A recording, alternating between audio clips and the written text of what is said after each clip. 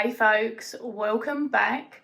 Today, as promised, I am going to take you on a little altar tour. It is going to be a brief one. We're not going to talk about every single thing. If you want to dive into my space and my practice and just learn about it much more fully, then I did actually do a really in-depth video this month that has already been released over on Patreon for my Coven members. And we get into a bit more of the nitty-gritty as to why I have what I have and what it all represents, what it all means. We also look at the room and the books and the tarot stash and all of that good stuff. But you're still going to get a look at my main working altar, my main dedicational space, and I'll talk you through a little of some of the items that you can see and why they're there, what they mean to me, how I use them, that kind of good stuff. First, I just wanted to introduce the beautiful bookcase bureau that has stolen my heart and is the reason that my altar has completely changed. It won't be a room tour, although you can have a little peek at some of the stuff that you can see now. Off to the left, that's just my other working desk, and off to the right, which you can't actually see, is my cat's little cat tree barrel that I have in here for her. I had been looking for one of these bureaus for 6 months actively.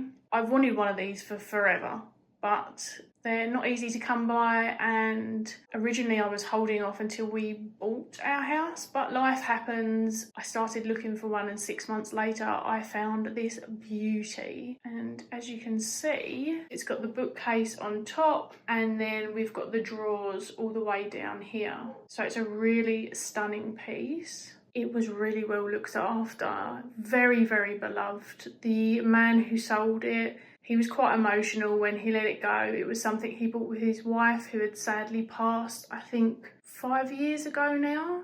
They loved buying furniture together, and he had kept a few cherished pieces, but he really wanted this to go to a good home and actually sold it really affordably because he was more keen about meeting the people who were going to buy it. So that was really cool. We got to swap some stories. You can see I've got a couple of items on top of it. And yeah, I'm going to show you all that's in here. And then in this part, but I will also add that it did come with its original key, which is very cool. And it works in both the bookcase and the bureau. So here we have the more working section of my altar, which I suppose is kind of understated in comparison to what it used to be, but that works for me fantastically. I do have my recording desk now, so I don't actually record at my altar space very often at all.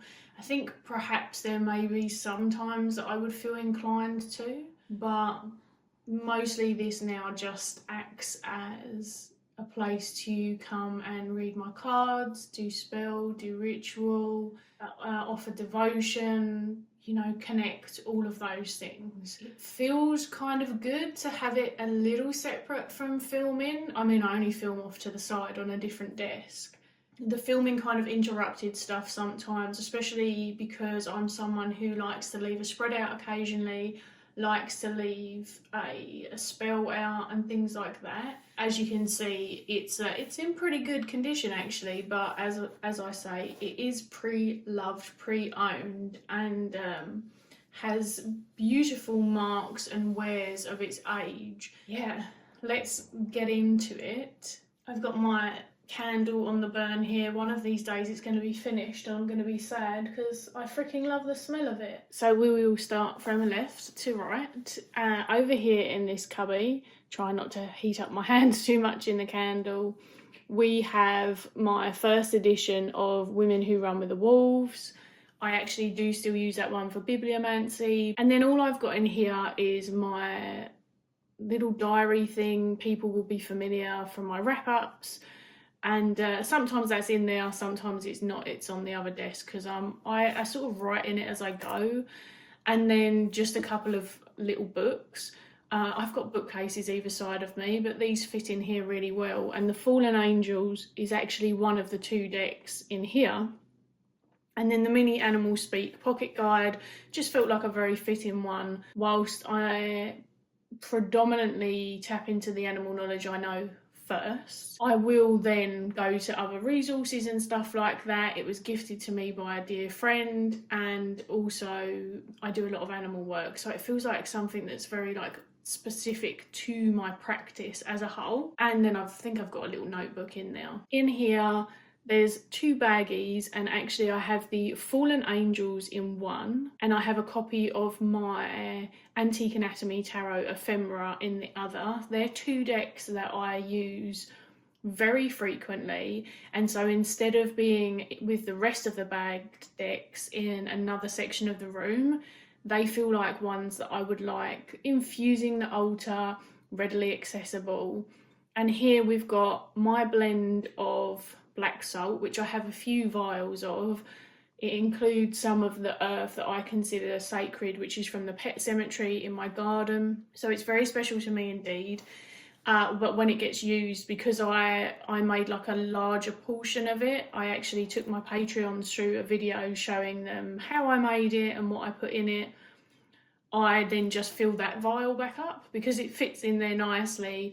And I've got several other oils and sprays that I regularly use for different purposes. Just to give you an example, often the Mist of Magic is one that I utilise when I come to just sort of enter into space ritualistically, and I spritz it over my altar, usually before cards are down, especially if they're indie ones. These are 2 cards that I pulled for myself today. Then, as I say, different oils have different purposes.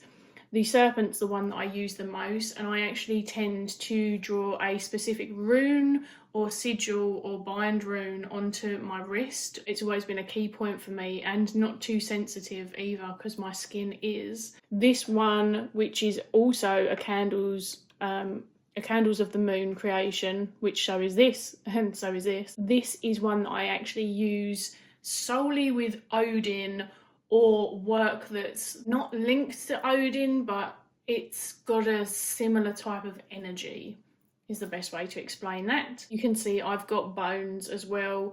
I bought this one off of someone that I follow who I know forages them, and this was sent to me by a friend who found it on the coast, I believe. So I have little bits and pieces that feel very inclusive of my practice, my animal work, my spirit work, things that connect me to the people that I love, whether they are still living or not as well.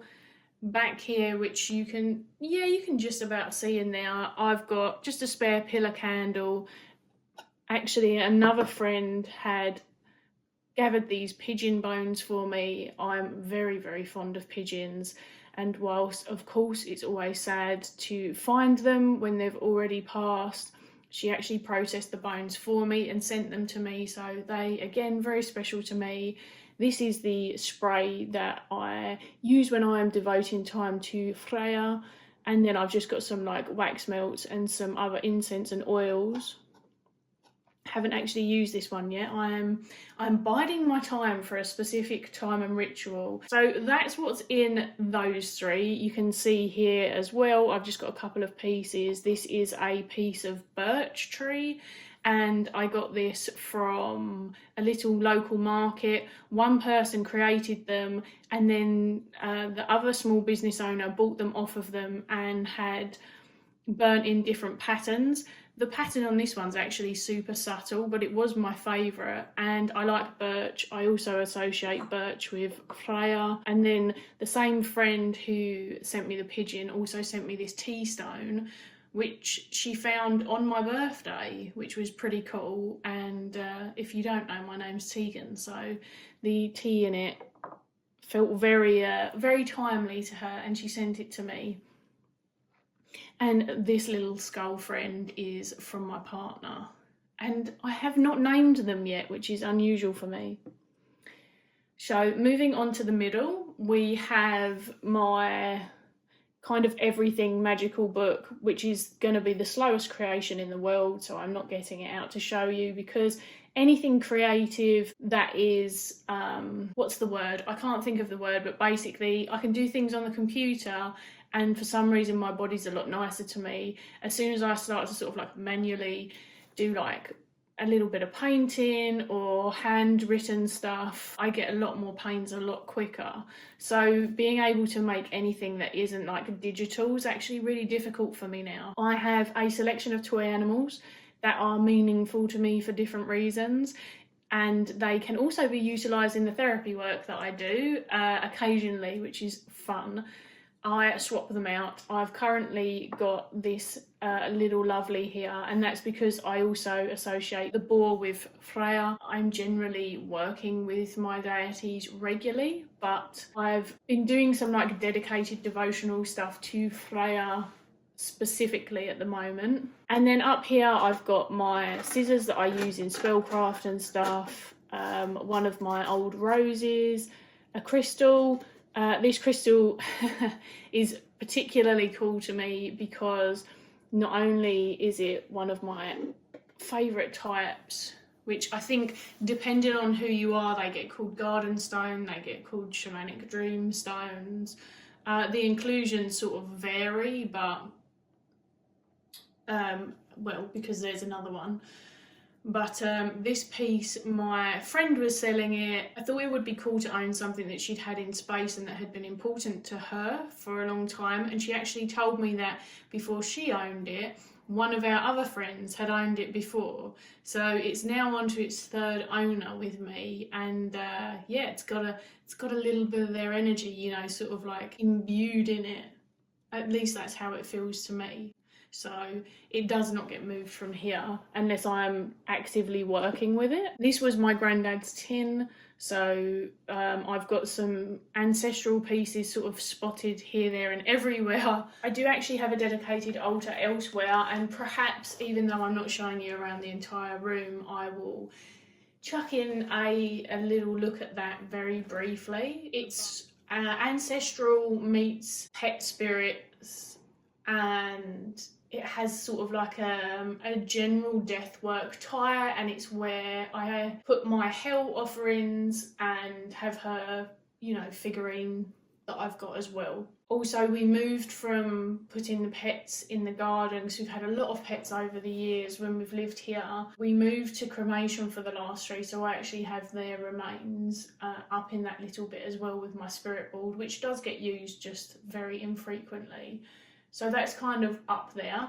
It's not to say I don't do stuff with hell, by the way, here or like outside in nature and stuff. I like having a little set portion for each of the deity that I work with. Back to this, and then I've got a little drawer here, and it's just got a cloth that I use to put down some of my pendulum and stuff. In fact, I'll just do this. A deck that I actually use for a particular spirit connection, and then I've got my dice in here. Moving on to the final section, and I will do a little close-up of these just so you can snoop a bit further into them. But here I have a representation of fox because they're one of the animals that I connect with the most, and this beauty was actually sent to me as a gift by Pandora Witch Shop, and I am absolutely besotted with it. So off to this side you can see I've got vials. I will tell you what the decks behind these are after, and these are vials from another lovely forager who I follow, who unfortunately found a deceased fox. And then I've got this gorgeous fox piece which was off by the card. I love wildlife art by Hayley. I do have another piece, but I've only got two so far. I do like to get animals that I work with and connect with a lot, so the fox was the first one I bought because that made sense. And I will actually show you this, because this little stand, and it's made out of copper. I can't remember if the creator's changed her name, but I will leave the information down below. However, I'll caveat it in that she doesn't sell things like this anymore. You could pick like sort of the type of stamps that you wanted included on it and what you wanted it to say. So mine says Where the Wild Things Are, because that book was especially significant to me when I was younger for a few reasons, and that is one of my little card stands. And leave that card down for a second, and in here I've actually got a selection of other ancestral pieces that have been handed down to me, including birth and death certificates, which is why they're in archive stuff, and then also wrapped in plastic. A little field guide that my friend sent me when she sent me the stuff she'd been gathering, a little miniature adult colouring book, and then this is actually a selection of random cards that I've had in packages and all sorts of things like that. I do rituals with them, sometimes I chuck them in packages. That's just an ancestral photo. That's of my great-grandpa, if anyone's curious. So yeah, that's what's going on in this one. And so behind these, there are 4 more decks. I've got 2 of my Deviant Moon decks behind the fox in my gorgeous Kelly Bear bags. The other 4 bags are by the lovely Crystal Haven, and they're embroidered. So I'm pretty sure people are familiar with both of those creators, but I'll also chuck them in the link if anyone wants to support them. The Deviant Moon ones are the 𝗕𝗿𝗄𝗎 della Luna and the Black Enchantment, the 𝗕𝗿𝗀, I think it's the 𝗕𝗿𝗀 coloured edition. And then in here I've got my Memento Mori Oracle, because if it's not in immediate use, which it usually is, it has to be in the altar space. And then I've got my Animal Wise Tarot, because that is incredibly meaningful to me, and again another one that feels very representative of my practice. If anyone's curious, this is the Children of Astara tarot as well, by the by. So that's kind of what I've got going on in my main altar, but obviously I have the whole top section that is more devotional spaces to the spirit of animals and the spirit of land overall. However, I do a lot of that work outside and do a lot of offerings in the garden and things like that, but there is that.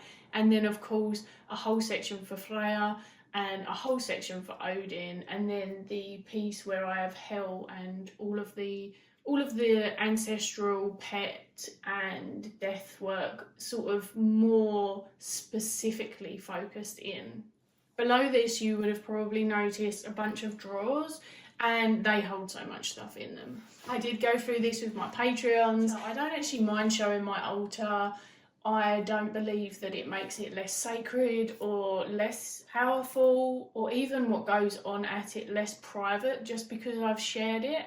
However, there are obviously the intimacies of practice, and it's hard not to go into all of that when showing those other facets. So here we are now that it's opened, and you can see the 3-tier shelving. You can move the shelves. I actually don't think that I did move them from where the original owner had them, because everything fit really nicely.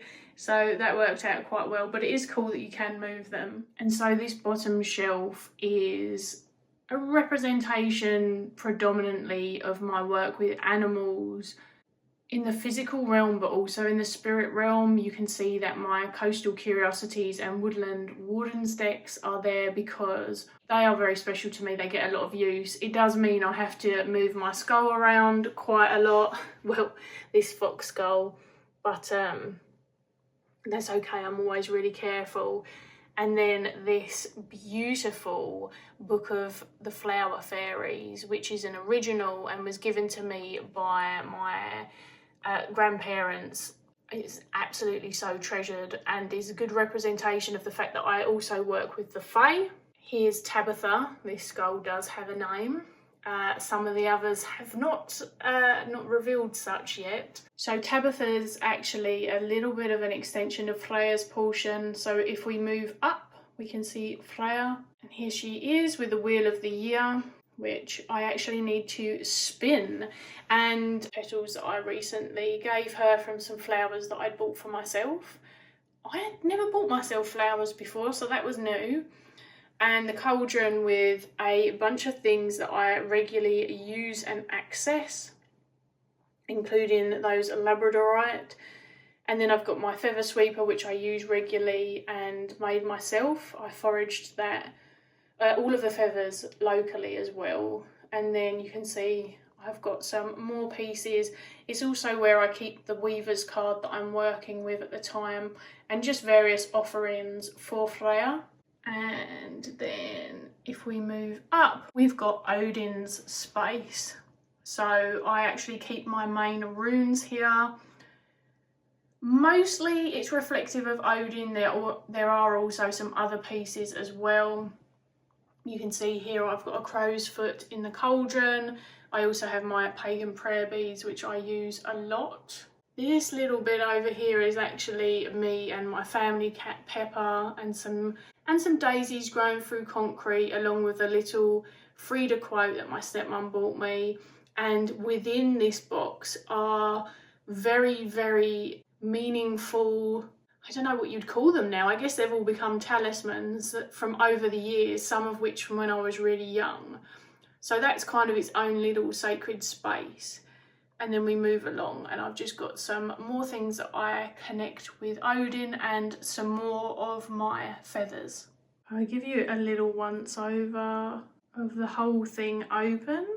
I do love being able to close it and put it away because it stops me from feeling overwhelmed when I'm getting that sort of visual clutter overwhelm that I can get sometimes. I just get really overstimulated by stuff.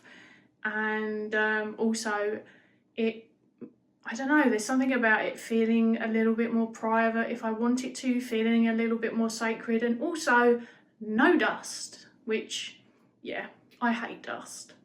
So yeah, this is where some of the magic happens, I suppose.